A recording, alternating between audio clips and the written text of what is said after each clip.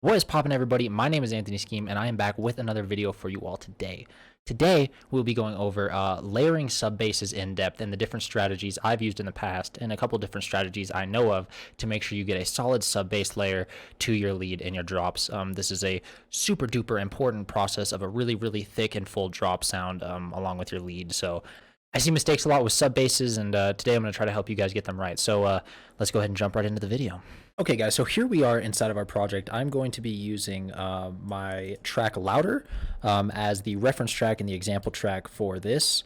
And I want to start out with what I did for this track here specifically. So funnily enough, I want to base this around Serum sub basses, but the sub bass that I used in this track specifically is actually in Massive. But it's going to give me a good example of how I use them, and I'll also link both of or all of the sub basses that I'm going to be using here in the description below. You guys can grab those and use these sub basses as you please. So let's go ahead and listen to my lead here in the track. Okay, so we have a pretty thick lead here. This is with the post-processing turned off. So a lot of your Serum presets and Serum patches that you're going to use here are going to come with a sub-bass kind of sound design in. And when I'm sound designing, I usually have some low end in my sound, which I then later take out. Because I find in my mixing and mastering process, I'm not able to manipulate the sub-bass as much as I'd like to, right? So for here, let's go ahead and turn the EQs off that I'm using for frequency splitting and just play the lead. So there you go. You guys can now hear that there's sub in that. So what I'm going to do that is I'm just going to do a basic low-end frequency split, okay? Is I'm going to take all those low-end frequencies out so that when I add my sub bass, it's a much thicker and beefier sub bass. It's going to have the room to fill, and there's not going to be that sub bass in the actual sound itself, right? So this is with it cut. Okay, and now I'm going to show you what the sub bass sounds like. Once again, this is in Massive. I'm going to be making a sub bass for this song from scratch with you guys here, but I just want to show you what the sub bass that I used in this track, once again, preset down in the description below. So this is what that sounds like. Nice, fat, beefy sub bass.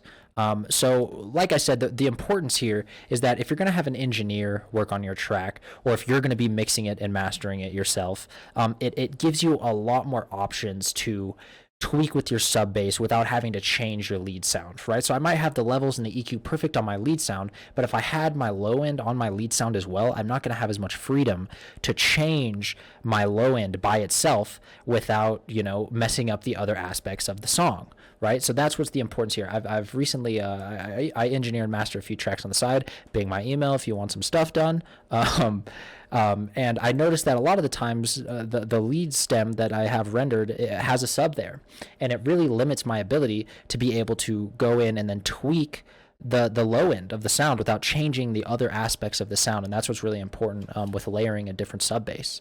And what's important about finding a sub bass as well is any sub bass isn't going to work great for your track. Some sub basses, where the way that their sound design fit the lead better. So it's about finding that perfect sub bass that fits your track. So if you have a sound just like I have here that has sub already in it, just go ahead and use a basic frequency split. Use a EQ, and I can show you guys how to do this really quick. Let's go ahead and replace this with a new EQ. I have two monitors, which you can do in FL. This is for FL exclusively. Go over to this right here, click the right arrow 2 times, and then you can just drag it and cut your low end. I don't want any of that low end. I just want those low mids, and highs. My sub bass is going to take up all that low end, right? So then I go ahead and place my sub bass in there. It's going to give me a lot more options, right? So let's go ahead and pretend that I'm starting out with my sound and I don't have a sub bass. So let's go ahead and replace this with a brand new Serum. Personally, I make most of my sub basses in Serum, but this is just a patch that I found that fit the sound really well. Like I said, it's really important to find a patch that fits or to design a sub bass that fits your sound. Just because it's a sub bass doesn't mean it's going to perfectly flow with that sound. So what I'm going to do is I'm going to add that frequency split right, and it's going to open up room for my sub. So let's work on this sub now. What I would do is I'm going to just go ahead and take my melody, obviously. Oh, here, bring it over the other mic. I'm going to go ahead and take my melody that I'm using for my lead. I'm going to copy it. I'm going to open my sub bass melody, and I'm going to lower it, right? So let's start with just the straight up copy on this from the same octave that we have the lead at. And boom, we have a basic default init sound in Serum. So I am going to use the analog BD sine wave. and you can already tell we're getting closer, right? It's not really complex to making these sub basses. Now I'm going to drop the octave by 1, and boom, we have a sub bass. So now it's time to make that fatter, make that nice and thick, right? So let's go ahead and go into my FX here, and always make your sub basses mono. If you don't do that, always make your sub basses mono. Super duper important. And let's go ahead and add a little bit of distortion. I'm going to add a diode distortion. I'm going to bring that drive down. I just want it to have a little bit of high-end distortion. Not much, just a little bit. And even that might be a little bit too much depending on what kind of sounds you're layering with. The distortion is just going to add a little bit of beefiness, a little bit of thickness that I like there, right? And then let's go ahead and add a multi-band compressor here.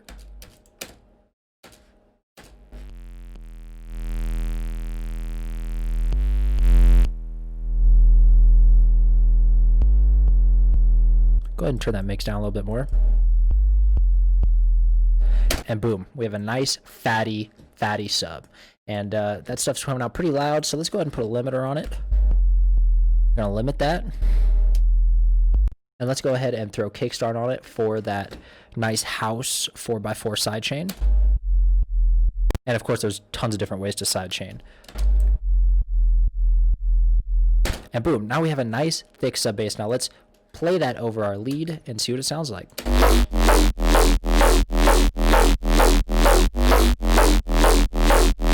Now, boom, pretty easy, right? Nothing crazy. Once again, I will go ahead and save this patch for you guys so that you can use it. So yeah, this is a bit more basic. I personally like that other massive sub bass more. I thought it was just a little bit more thick and beefy than what I had here. But once again, this would work great. And feel free to play around with that distortion. If that distortion doesn't sound good, you know, maybe you're making something a little bit more clean with less distortion, just take that distortion down. You can do that same kind of thing with an EQ.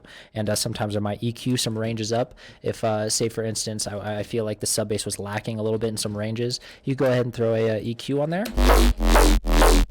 And maybe bring up those mids a little bit.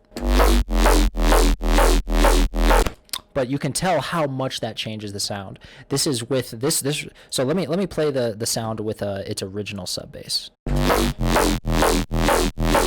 And now let me play it with the sub bass that we just made.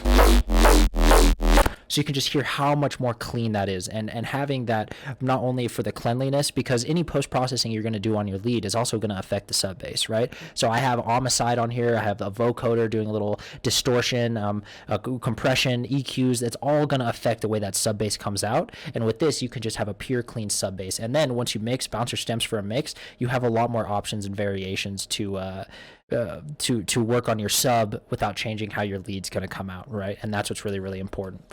So let me open up a new project here, and I want to show you guys what working on a sub bass for something that isn't just a sub wall is going to look like, right? Because right here, for this type of sound, I just used like a sub wall. I didn't want it to have the wobbly variations. So let's go ahead and open that right now and show you guys what that process would be like. So here is an example of a sub bass that I created for a sound that was a little bit more wobbly. I really wanted it to match that sound and the LFO of that sound. So let's listen to the original sound here. So this right here is the original sound.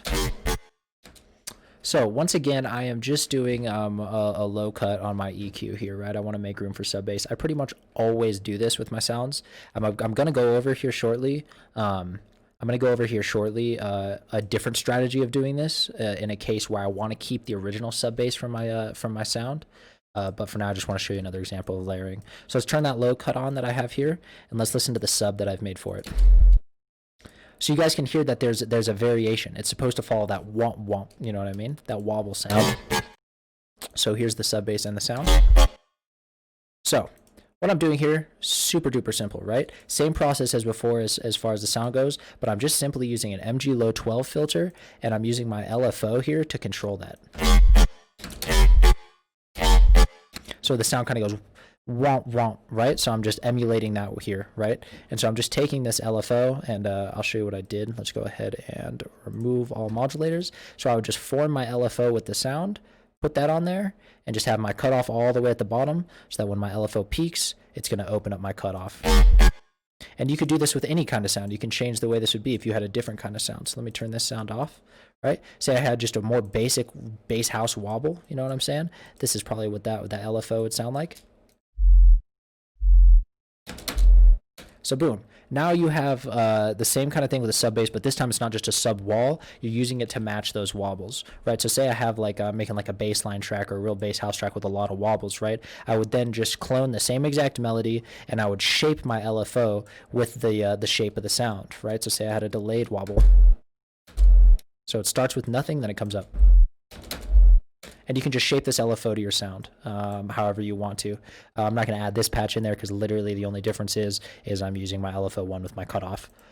So yeah, so that's an example of if I had a sound that I wanted to automate the sub bass with, if I really wanted to match that wobbly sound, really easy way to do that there. Because like I said, this sound isn't just something that I want a sub wall behind, it's something that I want my sub to match the style of the sound.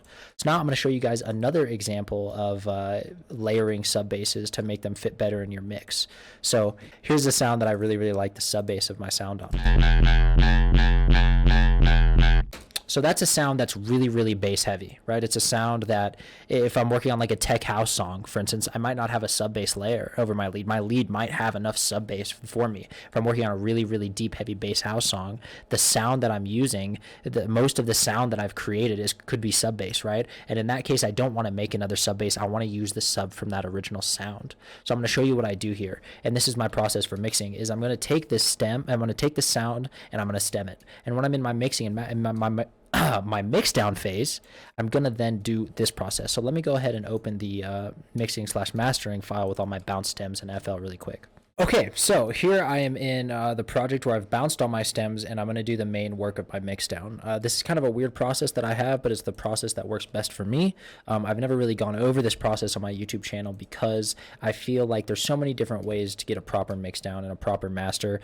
I don't want to advise on my way, but I mean, if enough people ask for it, if you guys really want to see it, then I could probably make a video on it. But like I said, the process is a little bit weird and a little bit more different than people usually do their stuff. I don't know. Maybe it isn't, and I think it's weird. I don't know. But either way, this is the way I do it. So I have my original sound here that you guys just heard from that with the sub bass in it, right? And what I've done is I've taken that sound, okay, and this would be the sound here. So what I noticed when I was mixing this this sound is that I once again I had that issue of I don't have enough freedom to mix my sub bass and the highs of my other sound. The things that I would do with my EQing, it would make the highs sound better, but then the sub bass would just be a little bit muddy and it would be clipping in some place, and I didn't like that. And so then I would fix that issue with my sub and the sound being too, you know, mudded out, but then my highs weren't there. The highs of the sound weren't pushing through the mix like I wanted them to. So here's a really easy solution. What I did is I took this sound, okay, and I cloned it, and this would be that clone right here. So let me show you how you do that. You just take the same sound, and then you can click on this little button here and click Make Unique, okay? And then what that'll do is it makes an exact copy, but then I can take this new copy and I can put it on a different, I can put it in a different place of my mixer here. So that's what I did. I separated them. And then what I did is I simply frequency split them, okay?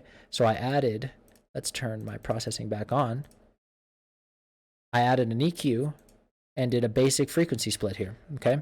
Is I cut all those low ends out, okay? And then on my sub bass one, so boom, here are my two frequency splits.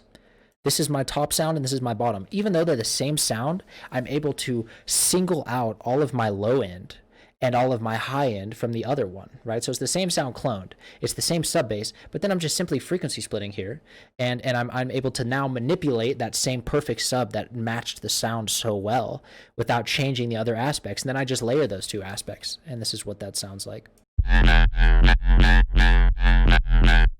Then I have the freedom to now mix my sub bass and mix my song, even though the track had a perfect sub bass. So it's super simple. As you guys can see, they're exact clones. All I'm doing is frequency splitting, and then I'm able to mix them better. So if you have a sound that you really like the sub bass in that sound, and it sounds really good with your post-processing and everything, don't feel like you've now limited yourself. All you got to do is clone that sound, frequency split them, so the only bit that's playing from this sound is your sub bass. The only bit that's playing from this version, or this copy, is your highs, and your mids and your highs.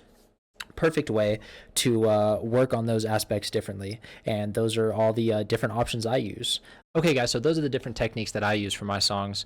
Like I said, those 2 patches and presets will be in the description below. Grab them. Feel free to use them however you'd like to, and make your own and experiment with your own. Like I said, what's really, really important is experimenting. Those 2 sub basses might not fit with 2 of the sounds you have. You know what I'm saying?